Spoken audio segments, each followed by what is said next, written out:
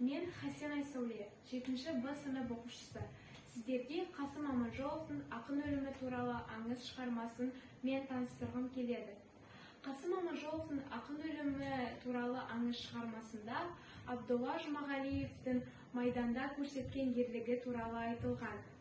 Ұлы Отан соғысы кезінде жазылған бұл шығармасы майданда қаза тапқан қазақ ақынының туған жеріне деген сүйіспеншілігі, жарқын тұлғасы, отты сезіммен берілген. Шығарманың басты кейіпкері Абдолла намысқой, қайсар, отаншыл жігіт болған. Ол немістерге қарсы тұрып, өзі өртенгенше дейін қарсылық көрсетумен болды, соғыса берді. Отан үшін отқа түс, күймейсің дегендей, осы шығарма жауынгершілікке, ерлікке, отанына деген махаббаты шексіз екеніне үйретеді. Сондықтан да мен сіздерге осы кітапты оқуға ұсынамын.